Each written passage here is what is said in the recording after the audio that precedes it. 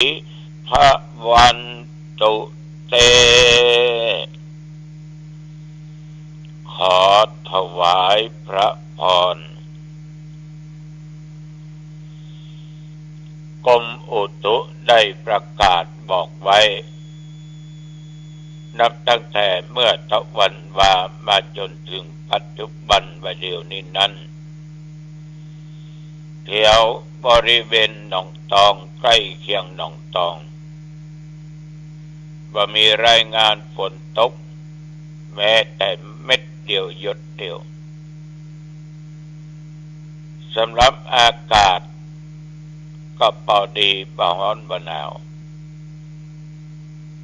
ญาติโยมอุณหภูมิก็21 องศาแต่วันนี้ก็อยู่วัดพบปะกับญาติกับโยมที่มากินมาทานมาไถ่มาถามสิ่งต่างๆนานาแต่ว่าตกเย็นมาได้ไปเยี่ยมเยือนการกระทำบุญบำเพ็ญศพของครูบาบุญปันวัดป่าเป้าหรือพึกษลามแต่คือแล้วปณิมนต์สาธุเจ้าบ้านมอนวัดเทศพร้อมได้คณะสวดก็เลิกศาสนพิธีประมาณ3 ทุ่มป่ายเล็กน้อยเมื่อเสร็จพิธีอาตมาก็กลับมาวัดหนองตองดังเก่าดังเดิมวันนี้เวลา7 โมงก็จะไปมหาลัยน็อตเพื่อไปเจริญพุทธมนต์และ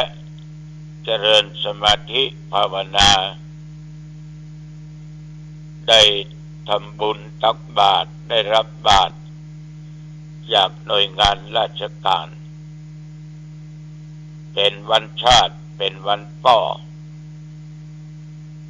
ขององค์พระบาทสมเด็จพระเจ้าอยู่หัวรัชกาลที่9พ่อแม่พี่น้องญาติโยมที่มีคุณพ่อทุกท่านทุกคนนั้นวันนี้ท่านได้ทำดีที่สุดเหมือนทุกวันที่ผ่านมาท่านต้องรักพ่อคือความอบอุ่นแก่พ่อก็เรียกว่าถ้าเป็นลูกก็ปฏิบัติตามน้ำศีลน้ำธรรมนี่ก็จึงขอบอกกล่าวญาติโยมทุกคนเพราะเอาทุกคนนั้นก็มีพ่ออยู่แล้วต้องขออนุโมทนาขอบใจต่อท่านทั้งหลายที่ยังได้ร่วมบริจาคซื้อเครื่องมือการแพทย์เครื่องช่วยหายใจไว้ห้อง ICU ของโรงพยาบาลอ่างดงก็มีผู้ไม่ประสงค์ออกนาม1 ราย1 ปันของบุญขอบใจนักแล้วในสักกี่วันข้างหน้าวันที่8เนี่ยก็จะมีการจัดกิจกรรมปล่อยหลวงคนเฒ่าเพื่อหาจตุปัจจัยนั้นซื้อเครื่องมือการแพทย์ไว้ณที่โรงพยาบาลส่งเสริมสุขภาพหนองตองต้องการเครื่องปั่นเม็ดเลือดแดงเครื่องวัดความดันโลหิตและความเข้มของออกซิเจนต้องการเครื่องฉายแสงดัดฟันเครื่องขูดหินคือหินปูนไฟฟ้าแล้วก็ยังต้องการเตียงนอนเตียงตรวจภายในแบบธรรมดาเตียงผู้ป่วย ตลอดเครื่องความดันโลหิตแบบอัตโนมัติเครื่องออกซิเจนสำหรับต่อถังออกซิเจนฉะนั้นญาติโยมวันที่8จะจัดปล่อยหลวงคนเฒ่าที่ศูนย์ปลานถ้าผู้มีจิตเป็นบุญกุศลจิตอนุเคราะห์สงเคราะห์ช่วยเหลือเพื่อนมนุษย์ก็เจริญพรนั่นเป็นปฐมพยาบาลเบื้องต้นเมื่อเอาไปก็ส่งโรงพยาบาลแม่ต่อไปพี่น้องศรัทธาญาติโยมท่านทั้งหลายคนที่ฮักคนที่จังมันก็ต้องจากกันไปก็ย่อมจะไม่ได้พบไม่ได้หูได้หันกันอีกมันเหมือนคนเราถึงวันนี้ญาติโยมเวลาหลับเขาอาจจะฝันหันตื่นขึ้นไปสิ่งที่เขาได้พบที่เขาได้หันอันนั้นอันนี้มันก็จะไม่ได้หันอีกต่อไปก็สูญเปล่าวันคืนเคลื่อนคล้อยอายุเอานี่ญาติโยมไม่ว่าโยมและอาตมาภาพเหลือน้อยเข้าทุกขณะทุกทีทุกลมหายใจเข้าออกเหลือน้อยนักแก่โยมลองสังเกตดูทุกวันนี้คนที่จากเอาไปนั้นบางครั้งก็เป็นเพื่อนพ้องบางครั้งก็เป็นพ่อเป็นแม่เป็นพี่เป็นน้องเป็นปู่เป็นย่าเป็นตาเป็นยายเป็นคนที่รู้จักมักคุ้นกันบางคนก็หนุ่มบางคนก็แก่เอาผ่านมาบัดเจอความหนุ่มก็นับว่าเอามีบุญนักแก่แต่ว่าเมื่อเอาแก่ไปอายุก็เหลือน้อยลงไปได้มากขึ้นนะมากเพียงตัวเลขอายุเท่าใดดังอันนี้แต่มันสั้นลง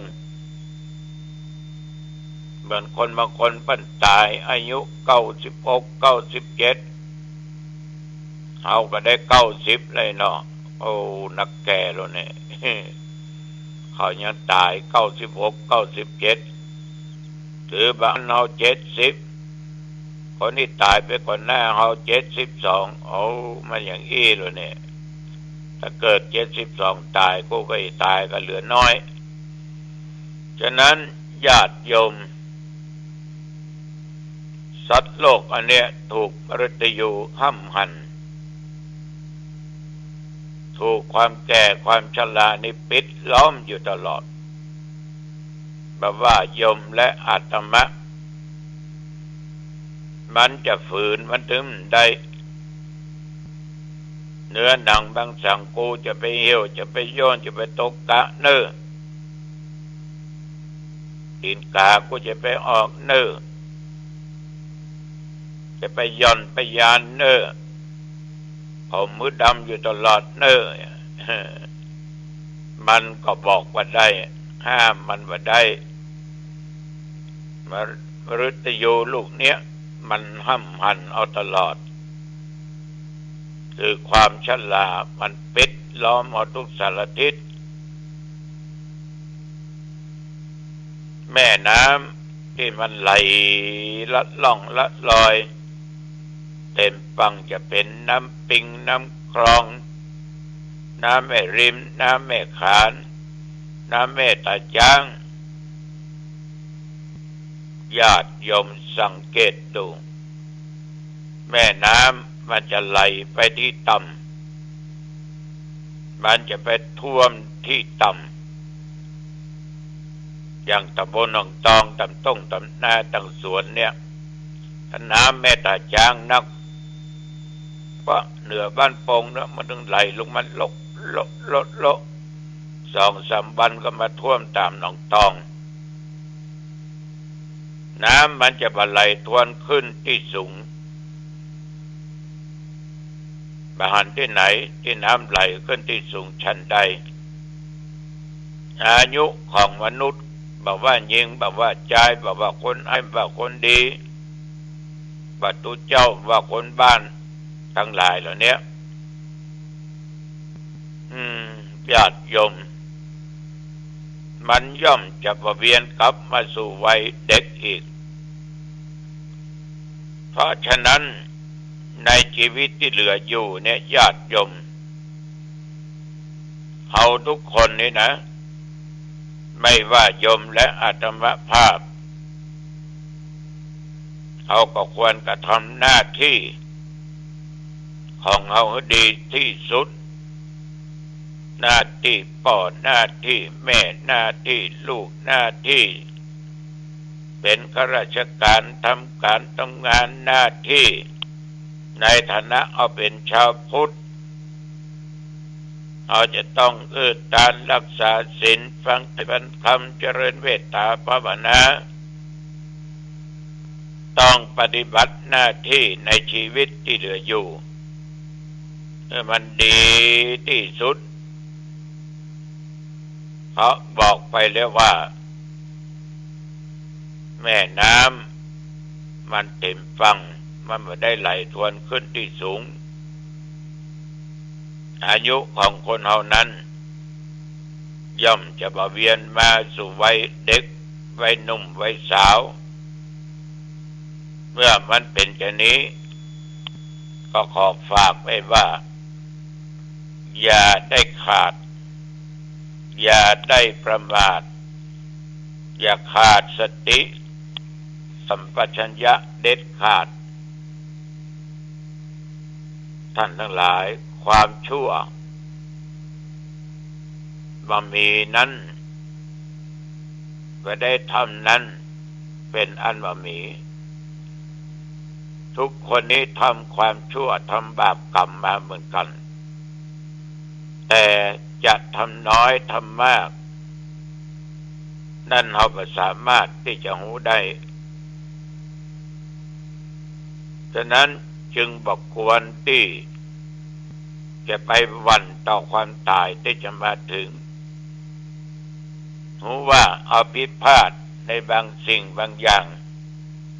ก็แก้ไขเหียคือแบบนี้ละทำละมันเป็นสิ่งที่บดีกรรมบดีมันเป็นความชั่วเอากันละเว้นเนี่ยก็ทำแต่สิ่งที่ดีที่งามญาติโยมแล้วตั้งอยู่ในธรรมะตั้งอยู่ในศีลถ้าอย่างนี้ว่าต้องไปกลัวอย่างนั้นมันจะตายเมื่อใดจังมันมาถึงความเจ็บมันต้องหลีกมันได้หนีพ้นยะจะได้มือมันเจ็บหนักท่านะ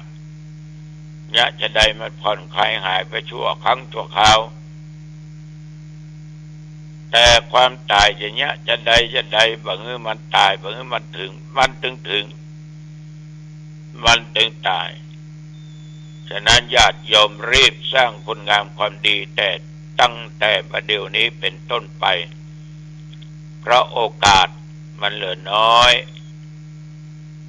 โอกาสมันเหลือน้อยนะโยมนะทุกเจ้าก็ขอฝากไว้อย่าประมาทในชีวิตเอาละวันนี้จะไปมาเป็นเวลาพอสมควรอายุวันโนสุขังพลังพบกันใหม่โอกาสหน้าเจริญพร